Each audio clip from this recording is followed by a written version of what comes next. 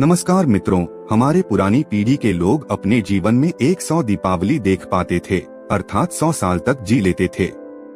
लेकिन आज के जमाने में 60 या 70 साल का जीवन भी अधिक माना जाता है, और उसमें भी जो लोग अच्छे होते हैं तो और भी कम उम्र में ही इस दुनिया को छोड़कर मृत्यु को प्राप्त कर लेते हैं। आपने लोगों को कहते सुना होगा कि भगवान अच्छे लोगों को जल्दी बुला लेते हैं। लेकिन क्या आपको पता है कि ऐसा क्यों होता है? क्यों दूसरों का भला करने वाले और अच्छे लोग बुरे और दुष्ट लोगों की तुलना में जल्दी मृत्यु को प्राप्त करते हैं? आपने लोगों को यह भी कहते हुए सुना होगा कि इस भले इंसान को इतनी जल्दी मौत क्यों आ गई और वह दुष्ट पापी अभी तक मरता क्यों नहीं है। क्या सच में ऐसा होता है? क्या सच में इसका कोई कारण है? अनेक ग्रंथों में इसके बारे में बताया गया है। आज की इसमें हम इन्हीं आधारों के माध्यम से इस प्रश्न का उत्तर ढूंढने की कोशिश करेंगे। उससे पहले आप इस वीडियो को अपने दोस्तों को जरूर शेयर करें, क्योंकि ज्ञान और खुशियां बांटने से ही बढ़ती हैं। तो चलिए वीडियो शुरू करते हैं। जातस्य ही ध्रुवो मृत्युः, गीता में भगवान कहते हैं कि जिस व्यक्ति ने जन्म लिया है उसका मृत्यु अवश्य ही होगा। और हमारे सनातन धर्म में माना जाता है कि किसी व्यक्ति के जन्म से पहले ही यह तय हो जाता है कि उसका जन्म कहाँ होगा, उसके माता पिता कौन होंगे, उसका विवाह किसके साथ होगा। यहाँ तक कि ये भी तय होता है कि उसकी मृत्यु कहाँ और कब होगी। सभी धर्मों में मृत्यु को एक अटल सत्य माना गया है, और जिसने जन्म लिया है उसे एक ना एक दिन मरना ही पड़ता है। किसी का जीवन या मृत्यु भगवान के हाथों में होता है।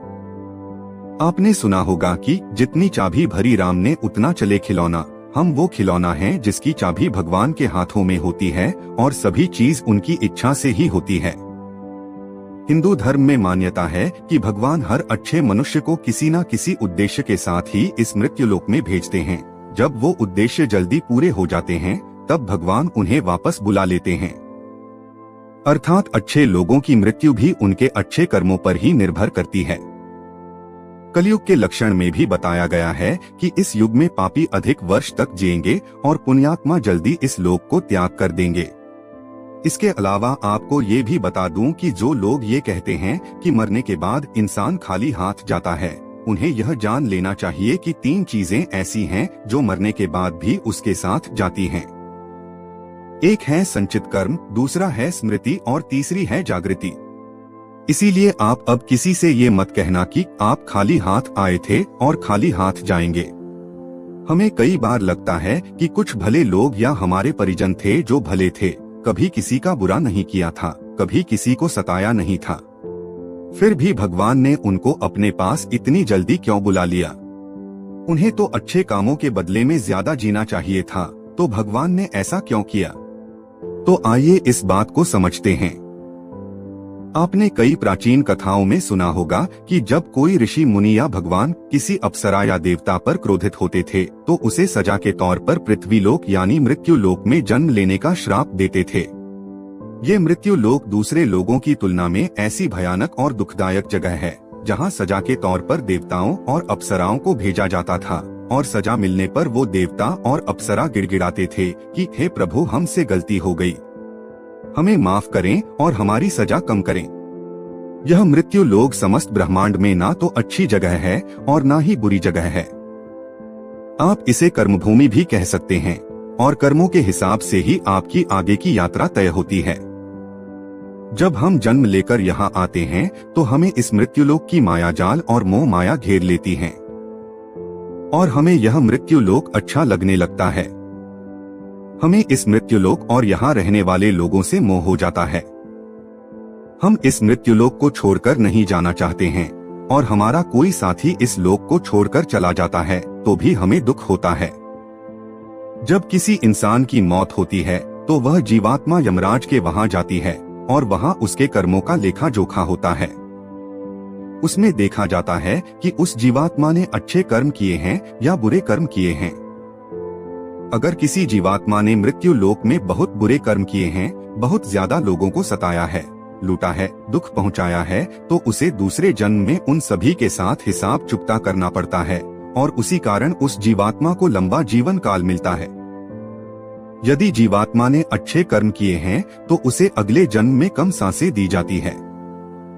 कई लोग कहते हैं कि अच्छे काम करने वाले को लंबा जीवन देना चाहिए और बुरे काम करने वालों को कम जीवन देना चाहिए। लेकिन भगवान ने जो व्यवस्था बनाई है वह सही और उत्तम है, क्योंकि इस मृत्युलोक में रहना और जीवन व्यतीत करना हमारा लक्ष्य नहीं है। हम जीवात्माओं का अंतिम लक्ष्य तो परम पवित्र बनकर मोक्ष प्राप्त करना है और परमेश्वर का सानिध्य प्राप्त करना है। हर एक जन्म के साथ हमें अवसर मिलता है कि हम अपनी चेतना के स्तर को अच्छे काम करके ऊपर उठाएं, क्योंकि हम बुरे काम करते हैं तो हमारी चेतना का स्तर नीचे जाता है और हमें हजारों और कई बार तो करोड़ों सालों तक इस मृत्युलोक में दुखों को झेलना पड़ता है।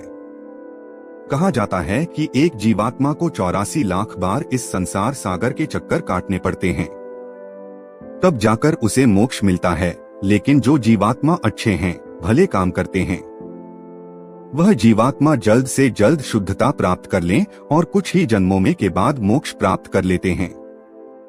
इसीलिए परमात्मा उनका जीवन काल कम रखता है, ताकि वह जीवात्मा इस मृत्युलोक के कष्टों को कम सहन करें और परमधाम में जाकर परम शांति और परम आनंद को प्राप्त करें। और जिस जीवात्मा ने मृत्युलोक में बुरे काम किए हैं, उसे इस मृत्युलोक की यातनाओं को ज्यादा देर तक सहन करना पड़ता है और कई हजारों लाखों जन्म के बाद ही उसकी आत्मा पवित्र होती है, तब जाकर उसे परमधाम की प्राप्ति होती है। दूसरी बात यह है कि हमारा इस मृत्युलोक में जन्म किसी न किसी उद्देश्य से होता है, और जब वह उद्देश्य पूरा हो जाता है तो भगवान हमें वापस बुला लेते हैं। ऐसा नहीं है कि सभी लंबा जीवन जीने वाले लोगों ने पूर्व जन्म में बुरे काम ही किए हो, लेकिन वह अभी जीवित है तो इसका मतलब यह है कि उनके जीवन का उद्देश्य अभी तक पूरा नहीं हुआ है। मित्रों, आप समझ गए होंगे कि अच्छे लोगों की मृत्यु जल्दी क्यों हो जाती है। तो हमारे जो भी प्रियजन थे और जिनकी मृत्यु जल्दी ही हो गई हो, वो एक पवित्र आत्मा थे और जितने दिनों तक हमें उनका सानिध्य प्राप्त हुआ वह हमारा सौभाग्य था। उनकी मृत्यु के बाद हमें प्रार्थना करनी चाहिए कि उनकी आत्मा जल्द से जल्द परमधाम को प्राप्त करें और परम शांति और परम आनंद को प्राप्त करे। यह जन्म मृत्यु का रहस्य कुछ ज्यादा ही गहरा होता है, जिसे देवता लोग भी नहीं समझ पाते हैं। इसीलिए मित्रों, आज से अपने जीवन को सार्थक बनाने के लिए अपने गलत आदतों को छोड़कर अच्छे आदत अपनाएं, धर्म और तपस्या में मन लगाएं, क्योंकि ईश्वर सर्वशक्तिमान है और वही हमारा बेड़ा पार कर सकता है। तो मित्रों, आज की यह वीडियो आपको पसंद आई है तो वीडियो को शेयर जरूर करें, क्योंकि हमारा मकसद भी हमारे धर्म का प्रचार करना ही है। इसलिए 5 लोगों तक यह वीडियो जरूर पहुंचाएं।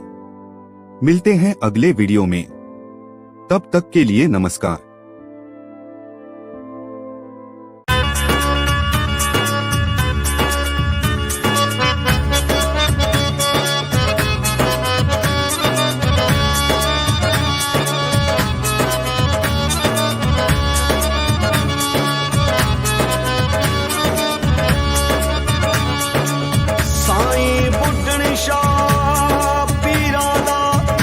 पीर मेरा हो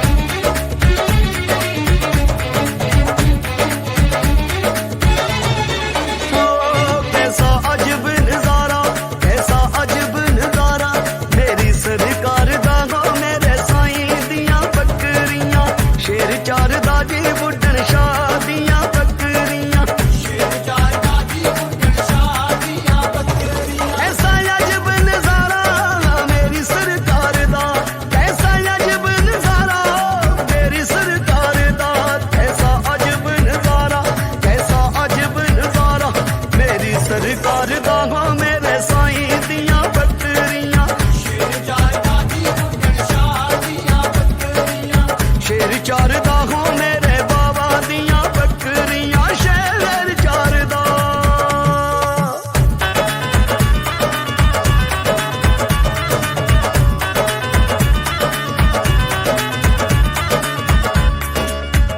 साईं बुड्ढन शाह पीरां दे पीर, ओ फकीर कीरत प्रसाद दी धरती ते बैठे बंदगी करते हैं।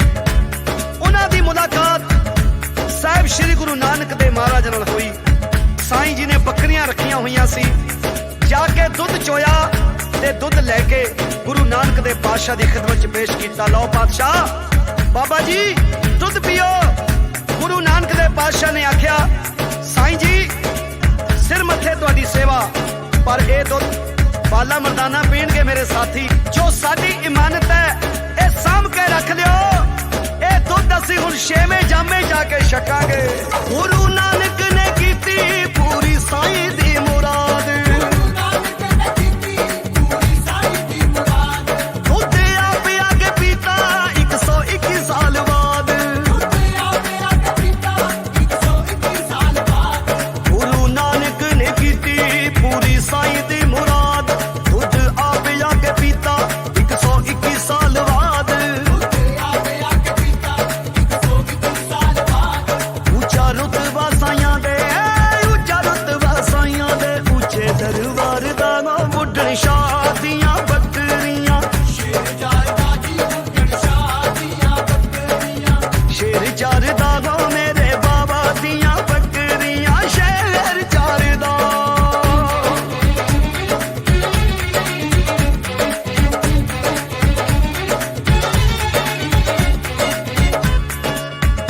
साईं बुड्ढन शाह जी ने ओह दुध अल्लाह दे हुक्म दे नाल, क्योंकि बंदगी करन वाले फकीर सी, धरती दे विच इक टोआ पुट्टिया। गुरु नानक दे महाराज दी इमानत कह के दुध रख दिता। छेवें पातशाह उन्हां दे सपुत्र धन धन बाबा गुरदित्ता दीन दुनी दा टिक्का जो वर मंगिया सो वर दिता। बाबा गुरदित्ता जी उस जगह पे आए। साईं जी बंदगी करदे इन्ना समा हो गया कि उन्हां दे अखां दे बाल भी धरती नाल लगदे सी।